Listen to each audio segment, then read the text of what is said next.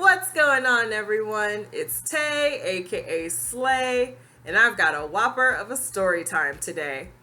I decided, kind of at the last minute, to give you guys all the tea on the infuriating, creepy guy at my former job. Let's dive right in. In February of 2016, I was preparing for a birthday party thrown by some of my closest friends in New York. The party was a themed costume party. The theme was an Addams Family Clue mashup. So you could either come as a member of the Addams Family or someone from the game/movie Clue. Or you could come as a combination of the two. I decided to do a combination of Morticia and Miss Scarlet, and I looked good. I really did look good. Anyway, so I'm talking about how I'm preparing for that party with a coworker in the kitchen of our office. I'm saying things like, I cannot wait for this party. I've already put in my order for my dress. It should be here. I love having friends that are creative like this, and I love costumes. I love cosplay, and I'm having that conversation about cosplay and conventions and things like that. And he speaks up. Now, we are going to call him Lupin. The reason we're going to call him Lupin is because, one, I can't remember his real name. Two, we are calling him this because my best friend at work and I dubbed him Lupin because he looks exactly like the character Lupin from the Harry Potter movies. Whenever we would discuss him, we would call him Lupin. Anyway, so he speaks up and he's like, I couldn't help it over here. You're talking about cosplay and I'm a geek and every girl that I've dated has been a geek or I've turned her into one. So we start talking. He starts showing me pictures on his phone. Every single picture that he has shown me in his phone is of him with a black girl. And I'm like, oh, yes, this person is white. So we have a conversation, and as we're speaking, one of my coworkers, Evany, walks by and she starts looking at me like this. And I'm like, what is she doing? So I play it off like I don't see her. And I continue talking to Lupin. And then when I'm done, when my food is finished heating, I grab my food and I take it to my desk. Now my desk is right next to Ebony's.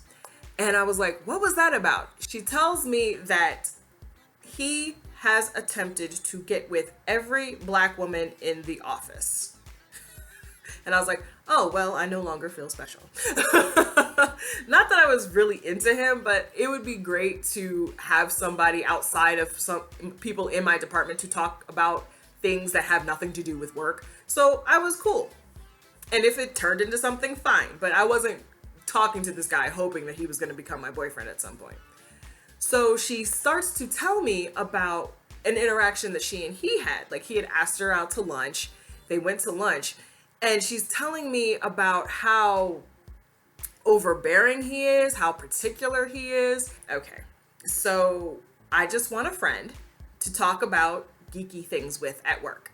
That's where it's gonna stop because I'm not liking that vibe that you're telling me. I'm also the type of person that, okay, that was your experience with him. Maybe it'll be different with me. Let me form my own opinion. This is one of those cases where I probably should have listened to Ebony. So, we start meeting for lunch. After he learns my name, he finds me on the inter-office messenger and starts sending me IMs. And we'll talk about stuff throughout the day and it'll be fine. Nothing really pressing, nothing inappropriate, obviously, because it's office monitored. And he would be like, hey, I'm going to eat lunch in 30 minutes. Do you want to eat with me? And most of the time I said yes, because I needed the break from my work. Normally, before this dude came in the picture, normally what I would do is I would heat up my lunch, bring it back to my desk, and work through my lunch. So I was like, all right, I can take a break away from my desk, finally. Why not? So we sit down and we start having conversations. Most of them are geek-related. Like, the reason I remember that this being around February 2016 is because one of my favorite movies, Deadpool, was coming out. When I tell you this was one of my favorites, like, I was literally counting down the days until the release of that movie. Deadpool is my comic book boyfriend. Like, if I had to pick a favorite comic book character, it would be Deadpool. I love him. Love him, love him, love him. I love him, I love him. Wade Wilson has my heart, okay? Especially Wade Wilson played by Ryan Reynolds. Totally different level. So he actually asked me, Lupin, not Deadpool, not Ryan Reynolds. Lupin asked me if I wanted to go see Deadpool with him and his friends. I had already had plans to go see Deadpool with my friends, and I was not in the mood to be alone with this dude. Even though he said he was with his friends, like I didn't want to be with this guy with people I didn't know. So I was like, you know what? No, I'm going to go see it with my friends. But how about you go see it, I go see it, and then we'll come together and talk about it. And that's actually what we ended up doing. So we sat down and we had conversations about what was going on with work. And right off the bat, like, he started like rubbing me the wrong way. Y'all know, y'all see it, I wear wigs. I love wigs. There was one point at work where I started wearing my hair out. My natural hair. I needed to let the edges breathe. I'd been wearing wigs consistently 2 months straight. My edges were starting to thin. I was like, all right, let me wear my natural hair out for a couple of weeks. So he saw me and he said he liked it, and I thanked him. And he asked me why I didn't wear my natural hair out. And he said, is it because you're afraid you'll get fired if you wear your natural hair? Now, I don't know where he got that idea at our particular place of work. I am very aware. I mean, come on. New York and California had to recently pass laws banning the discrimination of natural hair in the workplace. But at our job, that wasn't a thing. Like, there were women with big, beautiful afros, braids for days, like locks on point. So I don't know why he thought that that would be something that I'm afraid of if I'm around that every day. And I was like, no, I just wear wigs because I love playing with different cuts, colors, textures, styles. And if I did that to my natural hair, I would be bald. Like, I had to go natural on necessity because my hair was so badly damaged that it just would not grow. But now the fro is flourishing, my scalp is moisturized, the hair is blessed. And I made a promise to people who follow my Instagram who love my natural hair, because there are pictures of me with my natural hair styled. And people have asked me why I don't wear that out more. It's because I wanted to wait till it was a certain length, and now it's the right length. So when all of this is over, I will be wearing my natural hair out more. I will never give up wigs though. I will never say I will never wear another wig again. I probably will continue wearing wigs for the rest of my life because they're fun. And so I thought that was odd because, again, it's all around us. There are tons of black women in this office who are rocking natural hairstyles. So why, knowing that I see them every day, why would I think that if I wore my natural hair out, I might get fired? Anyway. The other conversation that rubbed me the wrong way, y'all know me. If you scroll down through my earlier videos, you'll see that this channel basically started as a makeup channel. I love makeup, I love beauty, I love skincare, I love fashion. It's how I choose to express myself. And makeup, as I've stated in another video, saved me during the darkest parts of my depression. Now, I am not a goth. I have friends who are goth, and they're gorgeous, the men, the women, and everything in between. I love them. I love the aesthetic, just not on me. I honestly don't think I could pull it off. But your girl will serve you a dark eye and a dark lip when the spirit moves her. It doesn't have to be Halloween. It doesn't have to be the dead of winter. I've rocked dark eyes and dark lips in the middle of July. Just because I want to use this palette and this lipstick, and that's just the vibe for today. That's how I am when it comes to makeup. So this particular day, I don't remember the eye look that I was wearing, but I know I was wearing this really beautiful deep purple look. When I tell you this purple looked amazing on my skin tone, I wore that lipstick until I was at the bottom of the tube. I was using lip brushes to apply it when it was all rubbed up. I loved this color. It looked amazing. No matter the eye look, no matter the hairstyle, the outfit, this lipstick shade was my everything. So one day, we're sitting there at lunch, me and Lupin, and his face is contorting. And I was like, well, what's the deal? And he was like, why are you wearing that shade of lipstick? Because I like it. He's like, don't you like normal lipstick colors? I was like, dude, you've been in my life for the last month. You've seen me with nude lips. You've seen me with red lips. You've seen me in damn near every lip color. So what's the problem with this one? He's like, I hate it. I was like, okay. And he's like, you're gonna keep wearing it? I'm like, hell yeah. You expect me to run to the bathroom and wipe off my lips because you don't like the lipstick that I'm wearing? Get out of here. And he was like, well, what if I was your man? What? He was like, if I was your man and I told you I didn't like your lipstick, would you keep wearing it? I'm like, yes. Because if what I'm wearing on my lips upsets you to the point where you just can't go on about your day, you have issues that have nothing to do with me. That's on period. My lipstick is making you enraged? What the hell? He was so taken aback by the fact that I wasn't like rushing to remove my lipstick. He was genuinely surprised. After that, I was like, I need to take a few steps back.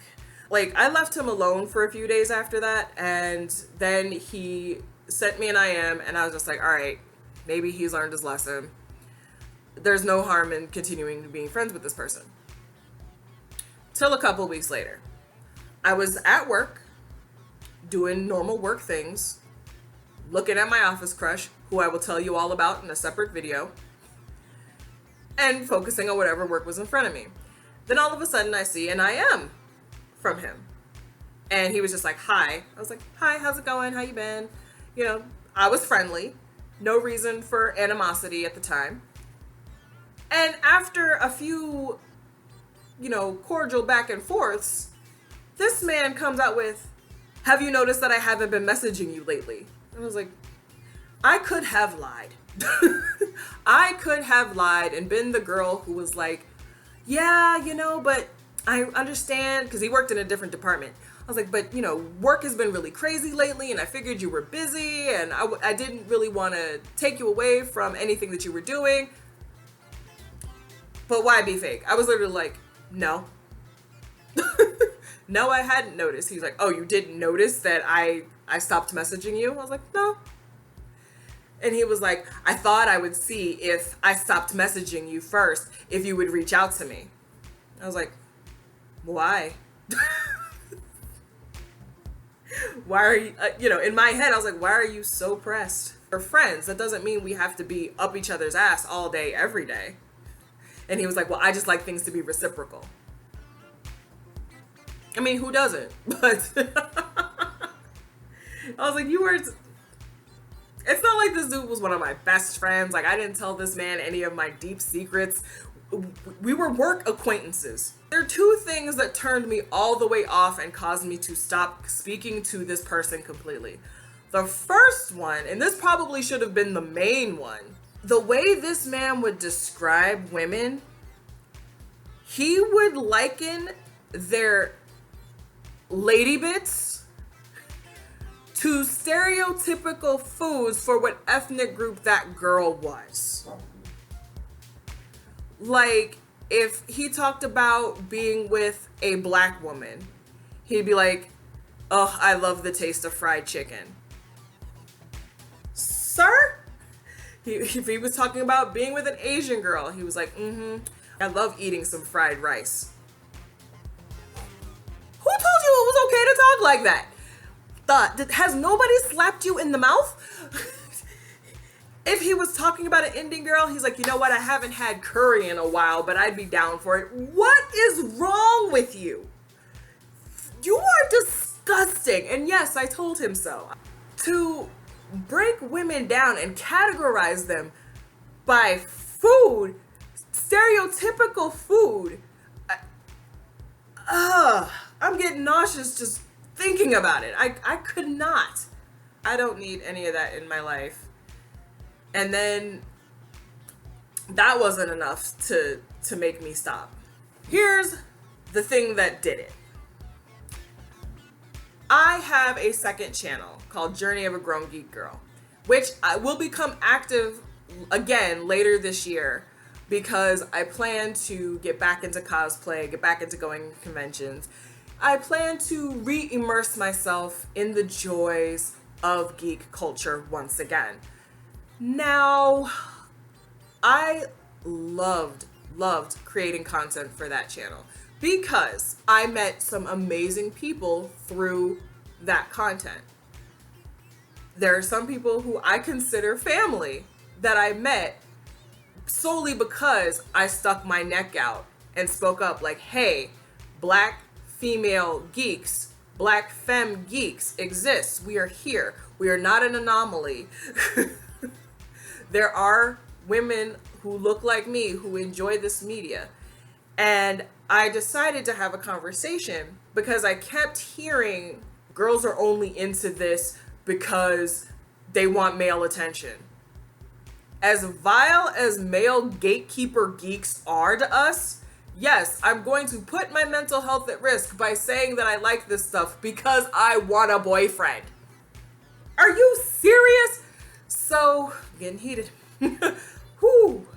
Not the story time. I can make a whole separate story time about one of these specific reasons I do not want to use dating apps. And it's because the minute a guy finds out I'm a geek, they decide to try to quiz me on every type of geek trivia they can think of. It's like, hello, just because I'm a geek doesn't mean I'm into every single book, game, video game, card game, cinematic universe. You know, it's really... I could be out here like, yes, I love Batman. Batman is my favorite property. I know as many of the ins and outs as possible. But if I don't know what size shoe Batman wears, I'm a fake geek girl. Like, I need y'all to stop. Anyway, separate channel. So I was talking to him about this, and I was like, I want to create a video where I talk about, no, there are women who genuinely go to see things like the Marvel Cinematic Universe because they love the stories. You know, there's all this bullshit about, oh, the only reason you go to see this movie is because you have the hots for Chris Hemsworth. Oh, I bet the only reason you're going to see this is because you love you some Chris Evans. Oh my God, I do love me some Chris Evans, but let me give you the tea. I only started paying attention to Chris Evans in Age of Ultron. The first time I felt my heart skip a beat for Chris Evans was in Age of Ultron. Other than that, I'm like, oh, he a good Captain America. Yes. Performance superb. But I didn't start sweating him until Age of Ultron, when he ripped the log in half. Anyway, totally different video.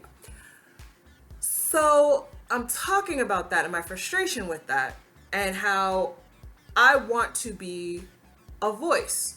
And that was why I started that channel. Because apparently black geek girls are invisible. You know, there are guys who would be like, oh, I would have dated black girls in high school and college, but they weren't into anime. They weren't into this. You know, none of the girls I was interested in were into this. So I had to date the white girls and this and that. And they didn't care that I was a nerd. And I'm like, okay, I want to have a full discussion as a black geek girl about this on my channel. And I'm the type of person where I'm not going to wait for somebody to say something. I created that channel to say something, to respond to these things that I saw going on in geek culture. And I really wanted to speak on that. And he was like, I don't see how that can make a difference. Like, yeah, everybody knows black geek girls exist. I'm like, do they though? Do they really? Because every time I post a video, I get comments like, I had no idea black people read comics. Oh, I had no idea that black girls were into cosplay. I didn't know there were black girls who played Magic the Gathering. I didn't know that there were black girls who were down to play D&D. Like, I got comments like that all the time. All the time. So obviously, not everybody knew that black women were into these things. And he was like, yeah, but they're aware of them. I really don't see how you making a video is going to make any difference. I was like, because if somebody happens across my video and they feel that they have been left out of mainstream geek culture because they're a girl, because they're queer, because they're this, that, and the third. I can be that person to be like, hey, you're not wrong to enjoy this. There's really no reason for you to be excluded from this simply because of how you identify. We all enjoy what we enjoy, period. And we should be allowed to enjoy these things and share them with the people that we love and build community. That's how I met most of my friends in New York. I found a community of geeks. They happen to be gay geeks. Shout out to Gay Geeks of New York. But we all had this joy and this love for these properties, for these series, for these games, for these characters. And that was all that mattered.